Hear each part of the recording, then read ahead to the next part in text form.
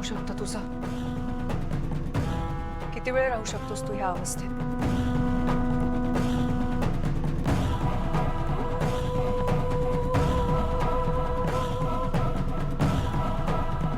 बोल ना, किती वेळ राहू शकतोस अशा अवस्थेत?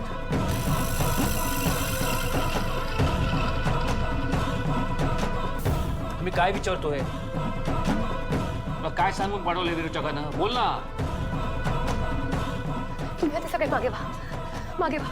तुमच्या प्रकरण जवळ जाऊ नका. मागे व्हा साहेब, मागे व्हा.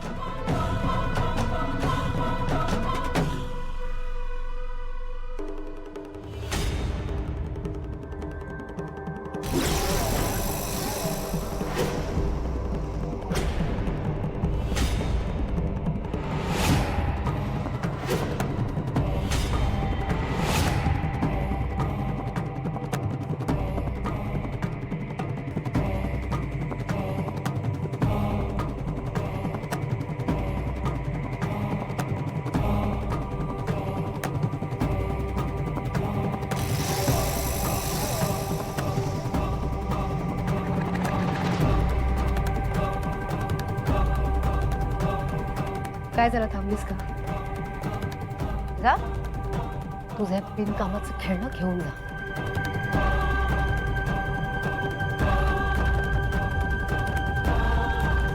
विचार तुझ्या खेळण्याला. तू दिलेलं काम त्याने पूर्ण केलं का? विरोचका, तुझी ही शक्ती सुद्धा उपयोगी ठरली नाही. तुझी वशीकरणाची शक्ती जशी हाणून पाडली होती ना, तीच अवस्था या शक्तीची सुद्धा होणार आहे.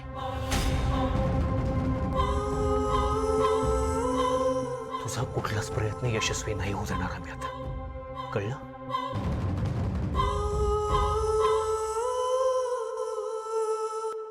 तुझ्या शक्तीपेक्षा त्रिनयना देवीची शक्ती सगळ्यात मोठी आणि महान आहे. जा, वाजव जा ती वीणा आणि मिळव नवीन शक्ती. तुझी ती राक्षसी विचित्र वीणा मी नष्ट करणार आहे विरोचका. तिच्या सगळ्या तारा तोडणार आहे.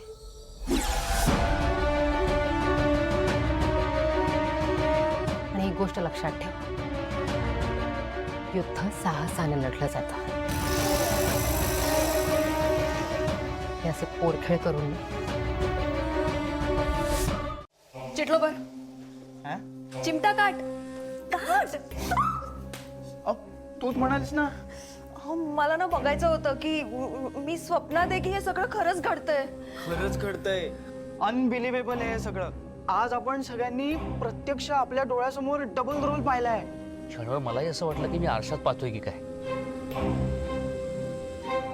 अगदी सगळं हुबेहूब होतं. मला खरंच वाटलं की ते पप्पाजीच छे. म्हणून सांगते फाल्गुनी, खात्री केल्याशिवाय बोलत जाऊ नकोस.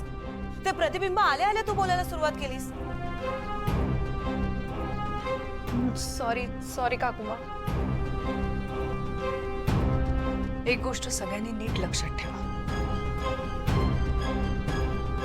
आपल्या समोर कोणीही असलं तरी जोपर्यंत आपण ठरवलेली ओळ समोरची व्यक्ती बोलत नाही तोपर्यंत त्या व्यक्तीवर विश्वास ठेवायचा नाही.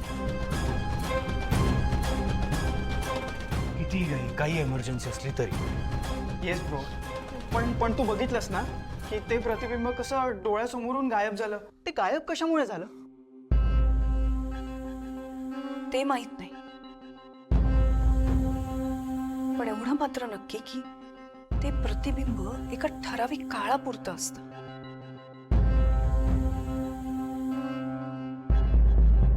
म्हणजे शेखरचं प्रतिबिंब जेव्हा कट्यार मागायला माझ्या खोलीत आलं होतं तेव्हा विरोचक येऊन घाईघाईने त्याला घेऊन गेला. आणि मला असं वाटतं की शेखरच्या प्रतिबिंबाने विरोचकाला काही सांगण्याआधी ते प्रतिबिंब गायब झालं. नाही तर विरोचकाला कट्यारीबद्दल कळलं असतं. नाहीतर तेव्हाच बाबांचं प्रतिबिंब आपल्या डोळ्यासमोर गायब झालं असतं आणि विरोचकाच्या शक्तीबद्दल आपल्याला तेव्हाच कळलं असतं. आत्या, आणखी एक गोष्ट आहे. म्हणजे समजा विरोचकाने एखाद्या व्यक्तीचं प्रतिबिंब तयार केलं आणि त्याच व्यक्तीचं प्रतिबिंब विरोचकाने पुन्हा तयार केलं, तर त्या पुन्हा तयार केलेल्या प्रतिबिंबाला आधीच्या प्रतिबिंबाबद्दल काहीच माहिती नसतं. नाहीतर जेव्हा विरोचकाने बाबांचं प्रतिबिंब पुन्हा तयार केलं तेव्हाच विरोचकाला अस्थि कट्यारीबद्दल कळलं असतं आणि विरोचक अस्थि कट्यार शोधायला तुमच्या रूम मध्ये गेलं असतं. हे सगळं वेळेशी निगडीत आहे आणि तो वेळ नेमका किती आहे हे आपल्याला शोधावं लागेल. पण मला जरा कठीण वाटतंय, कारण दिवसभरात विरोचक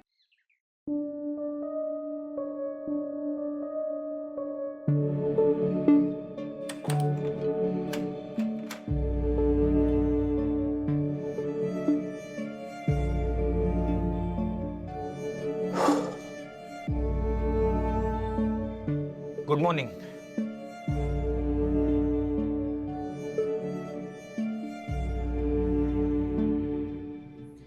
झाली झोप व्यवस्थित?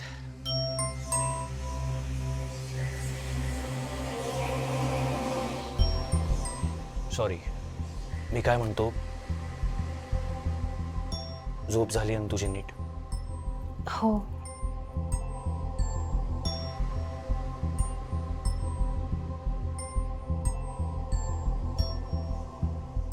मी काय म्हणते, तुम्ही काल बराच वेळ जागे होता का? हो, कामं संपवायची होती जरा. पण तुला कसं कळलं की मी जागा होतो?